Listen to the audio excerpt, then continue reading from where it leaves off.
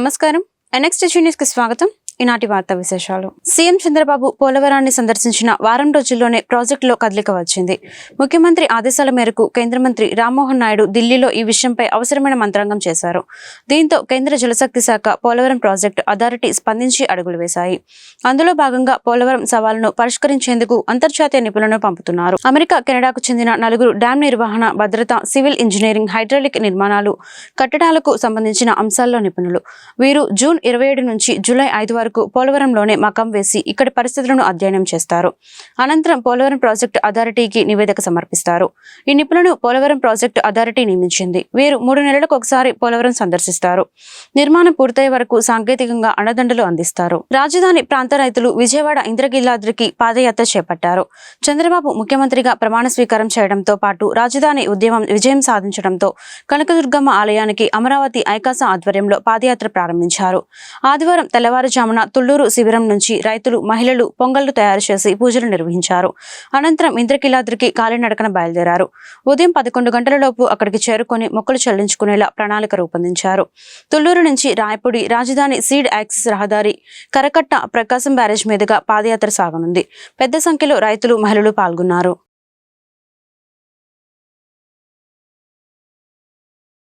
గత ప్రభుత్వం విధానాల కారణంగా రాష్ట్రంలో 40 లక్షల మంది భవన నిర్మాణ కార్మికులు ఉపాధిని కోల్పోయారని కార్మిక శాఖ మంత్రి వాసంశెట్టి సుభాష్ ఆరోపించారు.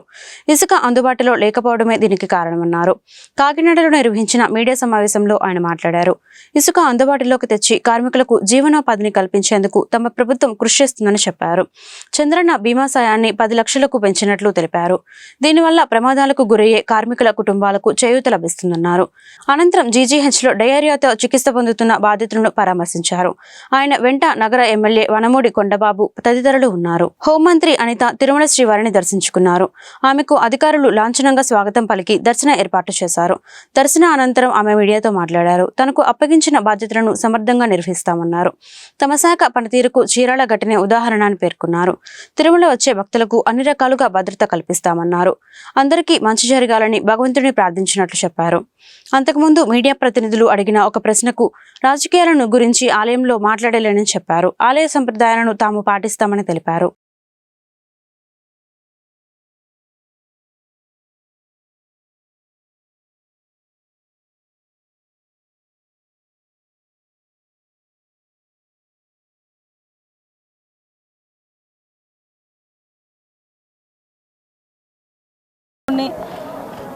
కలియుగ వెంకటేశ్వర స్వామిని దర్శించుకోవడానికి కుటుంబ సమేతంగా ఇక్కడికి రావడం జరిగింది. ఈరోజు ఆంధ్రప్రదేశ్ రాష్ట్రంలో నిజంగా ప్రజలందరూ కూడా ఊపిరి పీల్చుకునే పరిస్థితి, సమయం ఆ దేవదేవుడు ఇచ్చినందుకు కృతజ్ఞతగా ఈరోజు ఇక్కడికి వచ్చి దర్శనం చేసుకోవడం జరిగింది. ఆంధ్రప్రదేశ్ ప్రజలందరూ కూడా లాస్ట్ 5 ఇయర్స్లోనే పడిన కష్టాలు మళ్ళీ తిరిగి పడకుండా కంపల్సరిగా చంద్రబాబు నాయుడు గారి ఆధ్వర్యంలో, పవన్ కళ్యాణ్ గారి నాయకత్వంలో, లోకేష్ బాబు గారి నాయకత్వంలో, ఎన్డీఏ అందరి నాయకత్వంలో కూడా ఆంధ్రప్రదేశ్ మంచిగా అభివృద్ధి పదంలో ముందుకెళ్తుంది.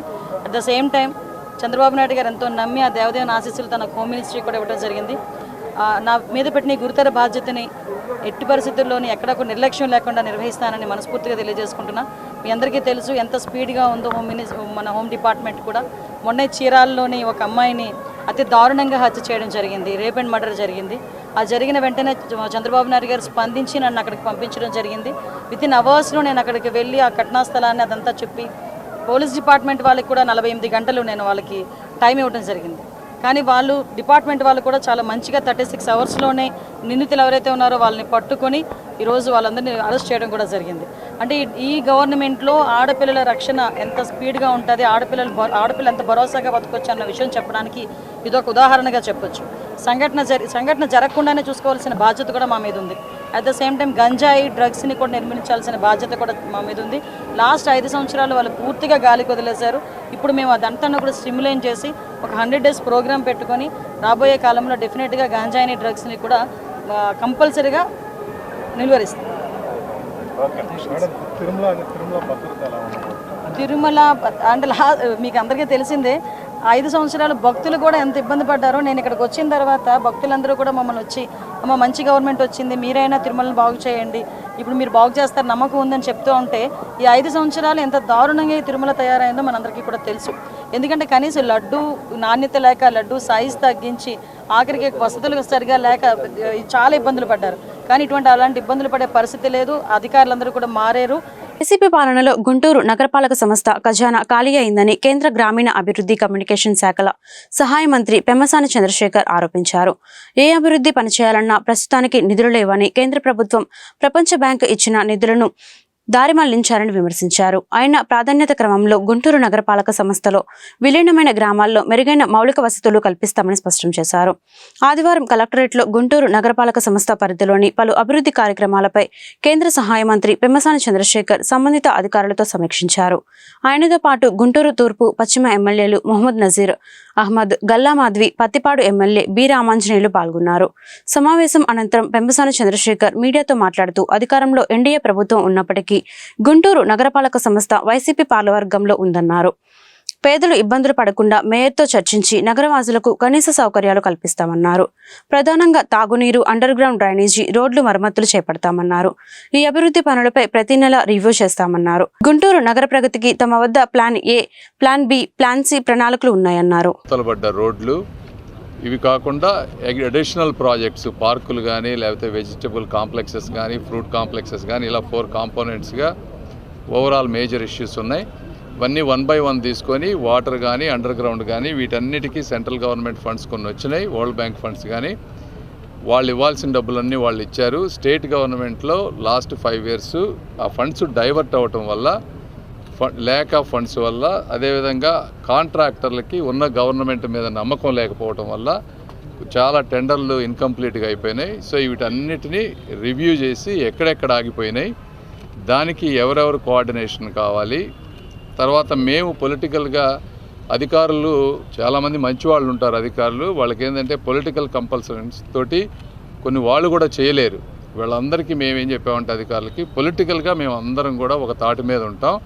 ఏమన్నా ఇష్యూస్ ఉన్నా కూడా అందరూ సమన్వయం చేసుకుందాం. మీరు కూడా అన్ని డిపార్ట్మెంట్లు ఈ సంబంధించినటువంటి ఏ డిపార్ట్మెంట్లో అయితే ఒక పని చేయాలంటే ఇన్వాల్వ్ అందరూ ఒకసారి కూర్చొని ఎవ్రీ మంత్ రివ్యూ పెట్టుకొని ఇష్యూస్ సాల్వ్ చేసుకొని ముందుకెళ్దాము. అదేవిధంగా ఫండ్స్ లేవు. ఇప్పుడు ఏ కార్పొరేషన్లో చూసుకున్నా, ఎక్కడ చూసుకున్నా కూడా స్టేట్ గవర్నమెంట్లో కానీ అన్ని డబ్బులన్నీ ఎంటీ చేసేసారు. చాలా డ్రా చేశారు లాస్ట్ మినిట్లో కూడా. ఈ ఫండ్స్ లేనప్పుడు ఇవి 2-3 సంవత్సరాలు, 4 సంవత్సరాలు కొన్ని ప్రాజెక్టులు, ఇప్పుడు క్లీన్ డ్రింకింగ్ వాటర్ కానీ, అండర్ గ్రౌండ్ డ్రైనేజ్ కానీ, ఇవి 3-4 సంవత్సరాలు ఆగలేవు. ఆగలేనప్పుడు ఏ విధంగా ఆల్టర్నేట్ సోర్సెస్ ఆఫ్ ఫండింగ్ మనం తెచ్చుకోవాలి, వాటికి ఉన్న మెకానిజమ్స్ ఏంటి, బ్రెయిన్ స్టార్మింగ్ చేసుకున్నాం, కొన్ని ఐడియాస్ జనరేట్ చేసాం. కమిషనర్ గారు వాటన్నిటి మీద వర్క్ చేసి ఈ ప్రాజెక్టులకి కొత్త డిపిఆర్లు తయారు చేయటం, లేదంటే ఆల్టర్నేట్ డిపిఆర్లు తయారు చేయటం, అవన్నీ వారు చేస్తారు. అవి కూడా ఒక డిఫైన్డ్ టైం పెట్టుకున్నాం. ప్రతిదానికి 45 నుంచి 60 daysలో అవన్నీ వచ్చే విధంగా. తర్వాత ఇవన్నీ అయిపోయిన తర్వాత ఇంకొకటి, మాకు ఇక్కడ కౌన్సిల్ వచ్చేటప్పటికి వైఎస్ఆర్ కాంగ్రెస్ పార్టీకి సంబంధించినటువంటి మేయర్లు కానీ, లేకపోతే కౌన్సిలర్లు కానీ వీళ్ళందరూ ఉన్నారు.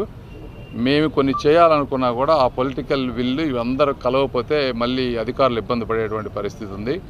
దాన్ని ఎలా సాల్వ్ చేయాలని అదేవిధంగా వాళ్ళతో కూడా మాట్లాడతాము. వైఎస్ఆర్ కాంగ్రెస్ పార్టీకి సంబంధించిన వ్యక్తులు అందరం కలిసి ప్రజా సమస్యల మీద, ముఖ్యంగా పేదవాళ్ళు ఇబ్బంది పడకుండా వాళ్ళకి ఎంత సాధ్యమైతే అంత తొందరగా ఎలా చేయాలనే దాని మీదే ఎంటైర్ బ్రెయిన్ స్టార్మింగ్ జరిగింది. Thank you. మీరు మాట్లాడతారు అన్నీ అమ్మా, మీరు మాట్లాడండి. అన్నీ చేసామమ్మా. వాటరు, యూజీడీ అన్నిటికీ plan 1, plan B, plan C అన్నీ డిస్కస్ చేసాం.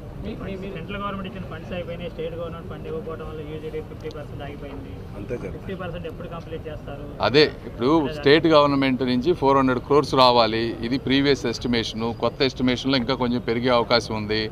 ఈ రోజున 400-500 crores డబ్బులు లేవు, ఎక్కడ అన్నీ ఎంటీ అయి ఉన్నాయి. వాటికే ఏ విధంగా ఫండ్స్ రైజ్ చేయాలనే వాటి మీద 1, 2, 3, 4 ప్లాన్స్ డిసైడ్ ఆలోచిస్తున్నాం. అవన్నీ ఇప్పుడే చెప్పలేము, వర్క్ చేయాలి వాటి మీద.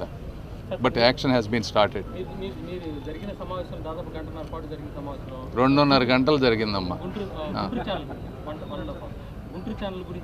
వాటి గురించి మాట్లాడలేదు. ఇది కేవలం గుంటూరు దానికి సంబంధించినే మాట్లాడా. అవి ఇంకా ఈ కార్పొరేషన్ నెక్స్ట్ ఇంకా ఎన్డీఏ కూటమి పాలనలో గుంటూరు నగరానికి తిరిగి మహర్దశ పడుతోందని పత్తిపాడు ఎమ్మెల్యే బి రామాంజనేయులు తెలిపారు. వైసీపీ పాలనలో గుంటూరు కార్పొరేషన్ నిధులు దుర్వినియోగం అయ్యాయని ఆరోపించారు. నగరవాసులకు కనీస సౌకర్యాలు కూడా కల్పించలేదని ధ్వజమెత్తారు. ఆదివారం ఆయన మీడియాతో మాట్లాడుతూ చివరికి కేంద్రం ఇచ్చిన నిధులను కూడా వైసీపీ పాలకులు దిగమింగారని మండిపడ్డారు. గుంటూరు నగరపాలక సంస్థకు సంబంధించి వైసీపీ పాలక వర్గం ఉన్నప్పటికీ ప్రతి సంక్షేమ కార్యక్రమానికి సహకరిస్తే చాలా మంచిదని రిక్వెస్ట్గా చెబుతున్నామని ఈ సందర్భంగా రామాంజనేయులు స్వీట్ వార్నింగ్ ఇచ్చారు. సెల్ఫ్ ఫైనాన్స్ ఉండేటటువంటి కార్పొరేషన్ కూడా గుంటూరే, విశాఖపట్నం తర్వాత. అటువంటి కార్పొరేషన్ని గత 5 సంవత్సరాలుగా వైసీపీ పాలనలో కార్పొరేషన్ నిధులు కూడా వాళ్ళ చేతుల్లోకి తీసుకొని కనీసం కార్పొరేషన్ చేయాల్సినటువంటి మౌలిక వసతులను కూడా కల్పించలేనటువంటి ఈన స్థితిలోకి వైసీపీ ప్రభుత్వం కార్పొరేషన్ నెట్టేసింది. ఇది చాలా దురదృష్టకరం. అట్లనే కార్పొరేషను ఇక్కడ ఉన్నటువంటి వైబుల్ కార్పొరేషన్ కాబట్టి ఎక్స్టర్నల్ ఎయిడెడ్ ఫండ్స్ కూడా వచ్చినటువంటి సంస్థల డబ్బు కూడా ఈ వైసీపీ పాలనలో వైసీపీ ప్రభుత్వం దారి మళ్లించడం, దానికి సంబంధించినటువంటి మ్యాచింగ్ గ్రాంట్ కూడా ఇవ్వలేని పరిస్థితుల్లో ఎక్స్టర్నల్ ఎయిడెడ్ ఫండ్స్ కూడా ఈరోజు ముఖం చాటేసేటటువంటి పరిస్థితి కల్పించారు. సో ఎంపీ గారి ఆధ్వర్యంలో ఇవన్నీ కూడా కులంకుశంగా చర్చించాం. ఇక్కడ అధికారులు పాజిటివ్గా ఉన్నారు, కమిషనర్ గారు పాజిటివ్గా ఉన్నారు, అందరూ పని చేయాలనే ఆలోచనతోనే ఉన్నారు. కాకపోతే మరి 5 సంవత్సరాలు ప్రజలచే ఎన్నుకోబడినటువంటి ప్రతినిధులు వైసీపీ పాలనలో వైసీపీ నాయకులు చేసినటువంటి దుశ్చర్యల వల్ల ఈ కార్పొరేషన్లో కనీసం మెర్జ్డ్ గ్రామాల్లో దాదాపుగా ఇప్పటికి 12-13 సంవత్సరాలు అయింది మెర్జ్ అయ్యి, కనీసం మంచినీళ్ళు ఇవ్వలేనటువంటి పరిస్థితిని కల్పించారంటే మరి తెలుగుదేశం పాలనలో 2019 వరకు ఇచ్చినటువంటి ప్రాజెక్టులకు ఇచ్చిన డబ్బులు కూడా వీళ్ళు దారి మళ్లించడం జరిగింది అనేది ఈరోజు బయటపడింది. సో ఇక్కడ పరిస్థితి ఏంటంటే వైసీపీ పాలనలో అల్లుడు ఇవ్వలేడు, అత్త ఇచ్చింది కూడా ఇవ్వలేని పరిస్థితి తెచ్చాడు ఆయన. ఎక్స్టర్నల్ ఎయిడెడ్ ప్రాజెక్టు ఇచ్చిన డబ్బు, సెంట్రల్ గవర్నమెంట్ ఇచ్చిన డబ్బు, ఆ డబ్బు కూడా దిగమింగేసి జనానికి ఏమీ లేకుండా చేశారు. ఇంకొక విషయం కూడా, ఈరోజు బాడీ మనకు కార్పొరేషన్లో ఉన్నటువంటి బాడీ వైసీపీ ఉండొచ్చు, కానీ వైసీపీ బాడీని కూడా ప్రజలు ఎన్నుకున్నారు. కార్పొరేషన్లో ఉన్నటువంటి 10 లక్షల మంది ఎన్నుకున్నారు. ఆ విషయాన్ని గుర్తుపెట్టుకొని రేపు మేము తీసుకుపోయేటటువంటి ప్రతి కార్యక్రమానికి సహకరిస్తే చాలా మంచిదని వాళ్ళకు కూడా పరోక్షంగా రిక్వెస్ట్ చేస్తున్నాం. సార్, కనీస మౌలిక వసతులైనటువంటి లైట్లు, వీధులు, డ్రైనేజీ వ్యవస్థ విలీన గ్రామాల్లో కార్పొరేషన్ దారుణంగా ఉంది. అసలు ముందు వాటికన్నా కొద్దిగా స్పందించే కార్యక్రమం ఏమైనా చేస్తాం. ప్రయారిటైజ్ చేశాము తప్పకుండా. మా ఎంపీ గారు ఆధ్వర్యంలో ఇప్పుడు కమిషనర్ గారు కూడా ప్రజెంట్ చేశారు. ఎంపీ గారు కూడా ప్రయారిటైజ్ ఎక్కడైతే నీడ్ ఉందో అక్కడ ఉన్న డబ్బుని సద్వినియోగం చేయాలనేటువంటి ఆలోచనతో ఆయన చేశారు. ఇక్కడ మొత్తం గుంటూరు మొత్తం 10 లక్షల మంది ఉన్నటువంటి గుంటూరులో అందరూ మనకు సమానమే. బట్ ఎక్కడ నీడ్ అనేది, డ్రింకింగ్ వాటర్ ఎక్కడ అవసరము, డ్రైనేజ్ ఎక్కడ అవసరము, రోడ్డు ఎక్కడ అవసరం అన్నది ప్రయారిటైజ్ చేసి ఉన్న డబ్బుని ఎలా ఉపయోగించుకోవాలో చేస్తున్నాము. ఖచ్చితంగా గుంటూరుకి మళ్ళా మహర్దశ వస్తుంది, మంచి జరుగుతుంది. గుంటూరు నగరపాలక సంస్థ పరిధిలో ముందస్తు వర్షాకాల ప్రణాళికలు పకడ్బందీగా అమలు చేస్తామని తూర్పు పశ్చిమ ఎమ్మెల్యేలు మొహమ్మద్ నజీర్ అహ్మద్, గల్లామాధవి తెలిపారు. ప్రజలు ఎదుర్కొంటున్న సమస్యలను తక్షణమే పరిష్కరించాలని కార్పొరేషన్ అధికారులు ఆదేశించామన్నారు. వైసీపీ పాలనలో గుంటూరు నగరపాలక సంస్థ పూర్తిగా నిర్లక్ష్యానికి గురైందని ఆరోపించారు. ఆదివారం వారు మీడియాతో మాట్లాడుతూ 5 ఏళ్ల వైసీపీ పాలనలో ఒక్క అభివృద్ధి ప్రాజెక్టు కూడా పూర్తి కాలేదని మండిపడ్డారు. నగరవాసులకు సురక్షిత తాగునీరు అందిస్తామని భరోసా ఇచ్చారు. అలాగే అండర్ గ్రౌండ్ డ్రైనేజీ సమస్యలను పరిష్కరిస్తామన్నారు. గత ప్రభుత్వంలో చేపట్టినటువంటి ప్రాజెక్టులన్నీ కూడా పూర్తిగా నిర్లక్ష్యానికి గురైనటువంటి పరిస్థితులు ఉన్నాయి. వెంటనే ఈరోజు శాసనసభ్యులుగా, పార్లమెంట్ సభ్యులుగా ఎన్నికైన తర్వాత ప్రజలకు ఇచ్చినటువంటి వాగ్దానాలు నెరవేర్చేటువంటి క్రమంలో రివ్యూ పెట్టుకొని అవి ఏవైతే ప్రాజెక్ట్స్ ఉన్నాయో వాటిని అన్నిటి కూడా వెంటనే ఎటువంటి పరిస్థితులు ఉన్నాయి, గతంలో ఎక్కడి వరకు పనులు జరిగినాయి, ఇప్పుడు రాబోయేటువంటి రోజుల్లో వెంటనే ఎటువంటి విధానంతో ముందుకు సాగాలనే ఆలోచన చేస్తూ పెద్ద ఎత్తున దాదాపు 2 గంటల పాటు అన్ని ప్రాజెక్టుల మీద కూడా, ముఖ్యంగా అండర్ గ్రౌండ్ డ్రైనేజ్ ప్రాజెక్టు, అలాగే గుంటూరు నగరంలో వాటర్ సప్లై ఎక్కడెక్కడి నుంచి వస్తూ ఉంది, ఎంత వాల్యూమ్లో వస్తూ ఉంది, ప్రజలకి ఎంతమంది 10 లక్షల జనాభాకి ఎంతమందికి మంచినీళ్ళు అందుతూ ఉన్నాయి, నోటిఫైడ్ స్లమ్స్లో ఎంతవరకు వాటర్ సర్వింగ్ జరుగుతూ ఉంది, అన్నోటిఫైడ్ స్లమ్స్లో నెసెసిటీ ఆఫ్ వాటర్ ఎంతవరకు పూర్తి చేయగలుగుతాం అనే దాని మీద కూడా పూర్తిగా దృష్టి సారించి రాబోయేటువంటి వర్షాకాలంలో ఎక్కడైతే షిల్ట్ తీయకుండా ఇంకా మురుగునీరు ఇళ్లలోకి ప్రవేశించేటువంటి ప్రమాదం ఉందో అటువంటి ఏరియాస్లో తీసుకోవాల్సినటువంటి జాగ్రత్తలు, అలాగే రాబోయేటువంటి రోజుల్లో వర్షాకాలంలో పూర్తిగా డయేరియా అటువంటి వ్యాధులు రాకుండా ప్రజలకు అవసరమైనటువంటి మౌలిక వసతులు కల్పించేటువంటి క్రమంలో సుదీర్ఘంగా చర్చించి అధికారులకు దశ నిర్దేశించడం జరిగింది. వారందరూ కూడా తగినటువంటి యాక్షన్ ప్లాన్తో ఉన్నాం. తప్పకుండా ఈ ప్రభుత్వంలో ప్రజలకు, ముఖ్యంగా పేద వర్గాలకు గుంటూరు నగరంలో పెద్ద ఎత్తున వారందరూ కూడా అండగా ఉండేటువంటి కార్యక్రమం చేస్తాం. ఏ ఒక్కరికి ఎటువంటి అవసరం వచ్చినా కూడా వాటిని పరిష్కరించేటువంటి విధంగా అధికారులందరినీ కూడా అప్రమత్తంగా ముందుకు తీసుకుని వెళ్తామని చెప్పి ఈ సందర్భంగా తెలియజేస్తా ఉన్నాం. మేజర్ ఇష్యూస్ అయిన వాటర్ సప్లై, డ్రైనేజ్ ఇష్యూస్ మీద ఈరోజు మేమందరం డిస్కస్ చేసుకోవడం జరిగింది. ఇప్పటిదాకా కార్పొరేషన్లో జీరో బడ్జెట్గా మిగిలిపోయింది గుంటూరు కార్పొరేషన్. అయితే ఈ నిధులన్నింటినీ ఏ విధంగా సమీకరించవచ్చో ఒక ప్రణాళికాబద్ధంగా ఆలోచించడం జరిగింది. అదేవిధంగా రానున్న ఈ వర్షాకాలం నేపథ్యంలో ఇమీడియట్ కన్సర్న్స్ ఏ ఉన్నా కూడా వాటిని అడ్రస్ చేయాల్సిందిగా కమిషనర్ గారిని కోరడం జరిగింది. ప్యాచ్ వర్కులు కానివ్వండి, ఎలక్ట్రిసిటీ ఇష్యూస్ కానివ్వండి, లేదంటే డీసిల్టేషన్ కానివ్వండి, ఇలాంటి రకరకాల ఇష్యూస్ మీద కాన్సన్ట్రేట్ చేసి వాటికి ఇమీడియట్గా పరిష్కారం కావాలి అని చెప్పి కోరడం జరిగింది. అదేవిధంగా వారు కూడా వాటిని సత్వరమే పరిష్కరించే విధంగా వారు చర్యలు చేపడతామని చెప్పి మాకు హామీ ఇవ్వడం జరిగింది. ఇంకా టౌన్ ప్లానింగ్ కానివ్వండి, ట్యాక్స్ పేమెంట్స్ కానివ్వండి, ఇంకా రకరకాల ఇష్యూస్ మీద కూడా మేము మాట్లాడడం జరిగింది. వాటి ఇష్యూస్, ఫండింగ్ ఇష్యూస్, ఇవన్నిటి మీద కూడా దృష్టి పెట్టి రానున్న కాలంలో, అంటే సత్వరమే 6 నుంచి సంవత్సరం లోపు కాలంలోనే వీటన్నిటి మీద ఒక మంచి అవగాహన తెచ్చుకొని సొల్యూషన్ పరంగా కూడా మేమందరం ఎంపీ గారి ఆధ్వర్యంలో ఈ ఇష్యూస్ అన్నిటిని అడ్రస్ చేసి సాల్వ్ చేస్తాము అని చెప్పి మీ అందరికీ చెప్పుకుంటున్నాను. వైఎస్ఆర్సీపీ అధినేత వైఎస్ జగన్మోహన్ రెడ్డి పులివెందుల పర్యటనలో ఉన్నారు. ఈ పర్యటనలో భాగంగా ఆదివారం ఉదయం వైఎస్ జగన్ పులివెందులలోని క్యాంప్ కార్యాలయానికి వచ్చారు. ఈ సందర్భంగా ప్రజలు సమస్యలు, వినతులను వైఎస్ జగన్ స్వీకరించారు. ఇక ఆదివారం తెల్లవారుజామున నుంచే క్యాంప్ కార్యాలయం వద్దకు వైఎస్ఆర్సీపీ అభిమానులు, కార్యకర్తలు, నాయకులు భారీ సంఖ్యలో చేరుకున్నారు. ఆఫీసుకు కార్యకర్తలు వస్తున్న సందర్భంగా ప్రత్యేక ఏర్పాట్లు చేశారు.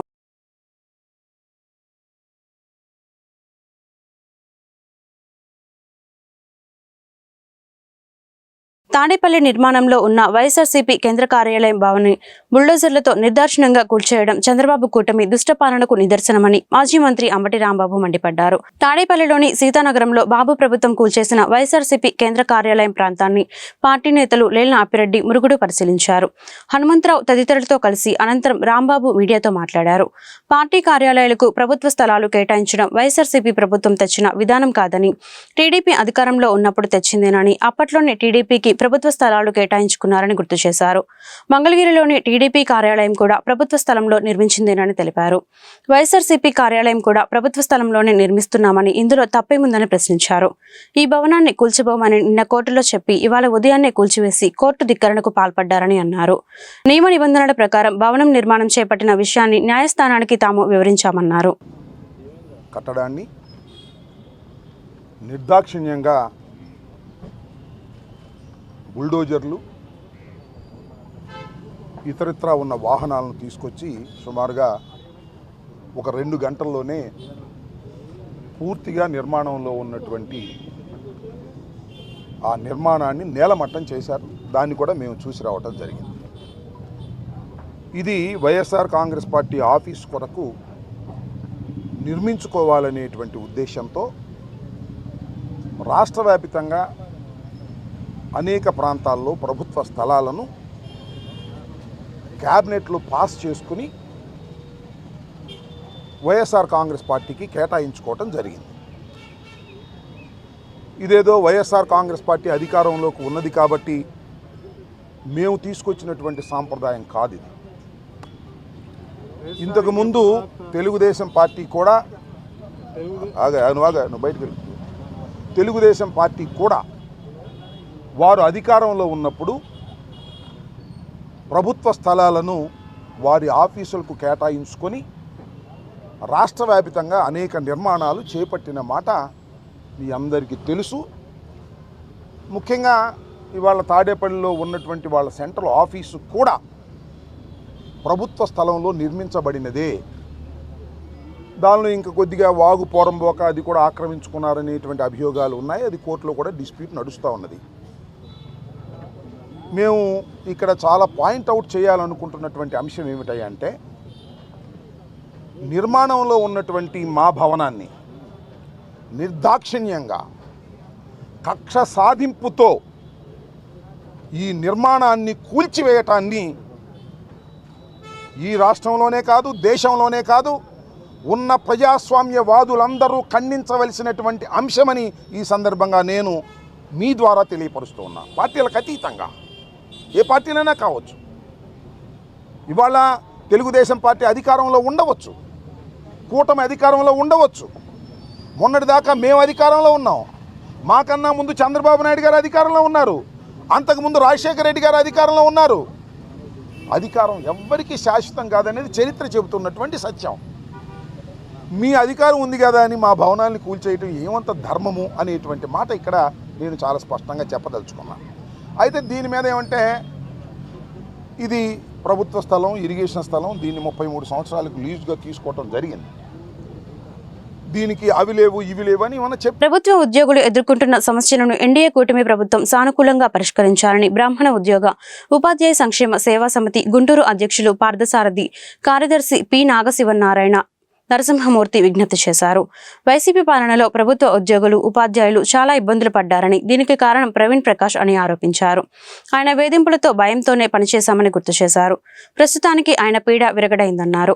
బ్రాహ్మణ ఉద్యోగ ఉపాధ్యాయ సంక్షేమ సేవా సమితి గుంటూరు ఆధ్వర్యంలో స్థానిక బ్రాడీపేట గురువయ్య ఆడిటోరియంలో పదవి విరమణ చేసిన ప్రభుత్వ ఉద్యోగులను ఉపాధ్యాయులను ఘనంగా సన్మానం జరిగింది. ఈ సందర్భంగా యూనియన్ నాయకులు మాట్లాడుతూ బ్రాహ్మణ ఉద్యోగ ఉపాధ్యాయ సంక్షేమ సేవా సమితి గుంటూరును ఒక సంఘంగా ప్రభుత్వం గుర్తించాలన్నారు. జీవో నెంబర్ 117 రద్దు చేయాలని, ప్రభుత్వ పాఠశాలలో మౌలిక సదుపాయాలు కల్పించాలన్నారు. బకాయిలు పడ్డ డిఏలు ఇవ్వాలని, కొత్త పిఆర్సీ వేసే ముందు ఐఆర్ ప్రకటించాలన్నారు. రిటైర్మెంట్ బెనిఫిట్స్ సకాలంలో అందించాలని, ఈఎస్ఐ కార్డుపై వైద్యం పొందేలా రాష్ట్ర ప్రభుత్వం చర్యలు చేపట్టాలన్నారు. బ్రాహ్మణ ఉద్యోగ ఉపాధ్యాయ సంక్షేమ సేవ సమితికి అధ్యక్షుడిగా పనిచేస్తూ ప్రస్తుతం న్యాయవాదిగా కూడా పనిచేస్తూ ఉన్నాను. మరి 2011లో ఈ స్థాపించిన తర్వాత మరి ఈ సంస్థ దీన్ని రాష్ట్ర స్థాయిలో కూడా దీన్ని స్థాపించి మరి ప్రభుత్వ ఉద్యోగులు కానివ్వండి, మాకు కుల మతాలతో సంబంధం లేకుండా ఎవరైతే ప్రభుత్వ ఉద్యోగులు కానివ్వండి, ఉపాధ్యాయులు కానివ్వండి, విశ్రాంతి ఉపాధ్యాయులు కానివ్వండి, వారికి సమస్యల్ని మరి పరిష్కరించడంలో ముందుంచాం. మరి ఈ రోజుకి ఏంటంటే నూతన ప్రభుత్వం ఏర్పడినందుకు ముందుగా మా సమితి తరఫున నూతన ప్రభుత్వానికి ధన్యవాదాలు తెలియజేస్తూ మరి వాళ్ళ 117 జీవోను రద్దు చేయాలని, పాఠశాలకు మౌలిక సదుపాయాలు చేయాలని, అదేవిధంగా బకాయిలు ఉన్నటువంటి డిఏలు ఇవ్వాలని, మరి కొత్త పిఆర్సీ వేసే ముందు ఐఆర్ ప్రకటించాలని మరి మా సంఘాన్ని కూడా ప్రభుత్వం మరి ఈ సంఘాలతో పాటు మమ్మల్ని కూడా ఈ సమస్యల మాట మమ్మల్ని కూడా పిలిచి సమస్యలను పరిష్కరించడానికి ప్రభుత్వం కృషి చేయాలని ముందుగా మేము చెప్పేది ఏంటంటే ప్రభుత్వ ఉద్యోగులు అట్లానే ఉపాధ్యాయులు ఈ 5 సంవత్సరాల్లో చాలా ఇబ్బందులు పడ్డారు. దానికి కారణం ఏంటంటే ప్రవీణ్ ప్రకాష్ గారు. మేము ఎక్కువగా చదువు చెప్పే కంటే భయంతో 5 సంవత్సరాలు సరైనటువంటి చదువు చెప్పలేకపోయినాం. మరి ఈ రోజుతోటి మాకు ఆ యొక్క పీడ విరిగిపోయింది. మరి తప్పనిసరిగా మేము ఇంకా ఉపాధ్యాయులు కానివ్వండి, ఉద్యోగులు కానివ్వండి, ఈ కొత్త ప్రభుత్వంలో తప్పనిసరిగా మేము ప్రభుత్వానికి మంచి పేరు తీసుకురావడానికి అందరం కృషి చేస్తూ మరి రేపు రాబోయే కాలంలో కూడా 10th క్లాసులో మంచి ఉత్తీర్ణత సంపాదించడానికి కూడా అందరం కృషి చేస్తామని, దీనికి అందరూ కూడా సహకరించి మీడియా గారు కూడా మరి మీడియాకు ధన్యవాదాలు తెలియజేస్తున్నాం. నమస్కారం, నా పేరు నాగేశ్వరరావు. నేను బ్రాహ్మణ ఉద్యోగ ఉపాధ్యాయ సంక్షేమ సేవా సమితి కార్యదర్శిగా పనిచేస్తున్నాను. మరి ఈ రోజున గుంటూరు జిల్లాకు సంబంధించినటువంటి ఉమ్మడి జిల్లాలో ఉన్నటువంటి ఉద్యోగులు ఉపాధ్యాయులు ఎవరైతే ప్రభుత్వ శాఖల్లో పనిచేసి జనవరి నెల నుంచి జూన్ నెల వరకు రిటైర్ అయ్యారో వాళ్ళందరికీ కూడాను సత్కరించాలనేటువంటి సదుద్దేశంతో ఈరోజు ఈ కార్యక్రమం ఏర్పాటు చేయడం జరిగింది. మరి 2011లో బ్రాహ్మణ ఉద్యోగ ఉపాధ్యాయ సంక్షేమ సేవా సమితి ఏర్పాటు చేయడం జరిగింది. మరి ఈ సంక్షేమ సేవా సమితి ద్వారా అనేక సేవా కార్యక్రమాలు, ఉద్యోగులకు సంబంధించిన సమస్యలు పరిష్కరించడం తద్వారా మరి ఉద్యోగులకి ఏ సమస్యలు లేకుండా తోడ్పడే ప్రధాన ఉద్దేశంతో ఈ సంస్థను ఏర్పాటు చేయడం జరిగింది. అదేవిధంగా బ్రాహ్మణులు ఎవరైతే ఉన్నారో వాళ్ళకి సహాయ సహకారాలు అందించడం, పేద విద్యార్థులకి స్కాలర్షిప్లు ఇవ్వడం కానివ్వండి, లేదా నిరుపేదలైనటువంటి వారికి వస్తు రూపంలో కానీ ధన రూపంలో కానీ సహాయం చేయడం. కరోనా సమయంలో దాదాపుగా 2000 మందికి కులమతాలకు అతీతంగా మరి ఈ సేవా సమితి ద్వారా 5 లక్షల రూపాయలతో మరి అనేక రకాలైన సేవా కార్యక్రమాలు నిర్వహించడం జరిగింది. భవిష్యత్తులో కూడా ఈ సంస్థ ద్వారా మరి బ్రాహ్మణులకే కాకుండా బ్రాహ్మణుల యొక్క ప్రధానంగా తీసుకుంటూ ఈరోజు ఈ బ్రాహ్మణ ఉద్యోగ ఉపాధ్యాయ సంక్షేమ సేవా సమితి తరఫున రిటైర్ అయినటువంటి ప్రభుత్వ ఉద్యోగులు గత 6 నెలలుగా ఎవరైతే ఉన్నారో వాళ్ళందరికీ కూడా ఒక సన్మాన కార్యక్రమం అనేటువంటిది ఏర్పాటు చేయడం జరిగింది. ఇదేంటంటే మన ఉద్యోగులందరిలో కూడా ఒక మంచి యూనిటీని తీసుకొచ్చి ఆ యూనిటీ ద్వారా మన డిమాండ్లను సాధించుకునేటువంటి ప్రక్రియలో ఉద్యోగులంతా కలిసి ముందుకు సాగాలనేటువంటి ఉద్దేశంతో ఈ కార్యక్రమాన్ని మనం ఏర్పాటు చేయడం జరిగింది. కొత్తగా ప్రభుత్వం ఏర్పడింది. ప్రభుత్వంలో ఉన్నటువంటి గౌరవ ముఖ్యమంత్రి గారికి కానీ అలాగే అందరికీ కూడా అభినందనలు మా సంఘం తరఫున తెలియజేస్తూ ఉన్నాము. అలాగే మా సమస్యలన్నీ కూడా తక్షణమే మరి చేయాలి. గత 5 సంవత్సరాలుగా కూడా ప్రభుత్వ ఉద్యోగులుగా ఉపాధ్యాయులుగా మేమంతా కూడా ఎంతో ఇబ్బంది పడ్డ పరిస్థితి. ఆ రిటైర్ అయినా కూడా కనీసం రిటైర్మెంట్ బెనిఫిట్స్ కూడా 1-2 ఏళ్ల వరకు కూడా రాని పరిస్థితి ఉంది. అలాగే మెడికల్ బిల్స్ పెట్టుకుంటే కూడా మెడికల్ బిల్స్ కూడా చాలా రోజులు 2 ఇయర్స్ 3 ఇయర్స్ వరకు కూడా శాంక్షన్ కాలేదు. ముఖ్యంగా ఈహెచ్ఎస్ కార్డ్స్ ఉన్నాయంటే ఏ ఆసుపత్రిలో కూడా మాకు ఆ కార్డుల మీద ఉచిత వైద్యం చేయట్లేదు. మేము ఉద్యోగులుగా ఉపాధ్యాయులుగా పెన్షనర్లుగా నెలకి 300 కోట్ల రూపాయలు మేము చందా కడుతున్నప్పటికీ కూడా మాకు ఒక్క ఆసుపత్రిలో కూడా చేయట్లేదు. కాబట్టి కొత్త ప్రభుత్వం ఖచ్చితంగా ఈహెచ్ఎస్ కార్డుల మీద ఖచ్చితంగా ఒక రివ్యూ చేసి ఎన్నికల్లో ఓటమిపై గురజాల మాజీ ఎమ్మెల్యే కాసు మహేష్ రెడ్డి నిర్వేదం వ్యక్తం చేశారు. తమ ప్రభుత్వం తీసుకున్న కొన్ని నిర్ణయాలే దీనికి కారణమన్నారు. ఈ మేరకు సోషల్ మీడియాలో ఆయన ఓ వీడియోను పోస్ట్ చేశారు. నాసిరకం మద్యం వైసీపీ కూటమికి కారణం. మద్యం తాగేవాళ్లు మాకు ఓటు వేయలేదు. ఆ పాలసీని మార్చాలని సజ్జల రామకృష్ణారెడ్డి విజయసాయిరెడ్డికి చెప్పినా ఫలితం లేకపోయింది. ఇసుక విధానం వల్ల పేద వర్గాలు తీవ్రంగా నష్టపోయారు. పార్టీలోని కొంతమంది నేతలు నోటి దురుసు కూడా ఓటమికి కారణం. టీడీపీ నుంచి వైసీపీలోకి వచ్చి చంద్రబాబు బూతులు తిట్టారు. అలాంటి అవమానాలే చంద్రబాబుతో పాటు టీడీపీ శ్రేణుల్లో కసిని పెంచాయి. ఎవరిని అవమానాలకు గురి చేసినా వారిలో కసి పెరిగి విజయం సాధిస్తారని చరిత్ర చెబుతోంది. మా ప్రభుత్వంలో జరిగిన తప్పులను సమీక్షించుకుంటామని కాసు మహేష్ రెడ్డి పేర్కొన్నారు. శాండ్ ఒకటి మనల్ని దెబ్బకొట్టుంటాయి. సరే, తెలుగుదేశం చివరిలో చేసిన దుష్ప్రచారం టైటిలింగ్ యాక్టు ఎంతో కొంత నష్టం చేసిందనే మనం మరి భావించాల్సి వస్తుంది. గడిచిన 2-3 సంవత్సరాలు కొంతమంది, నేను అందరినట్ల కొంతమంది వైఎస్ఆర్సీపీ నాయకులు వాళ్ళు మాట్లాడే విధానం, అది ముఖ్యంగా చెప్పాలంటే నిజంగా వైఎస్ఆర్సీపీలో ఉన్న నాయకులు ఎవరు కూడా మాట్లాడాల.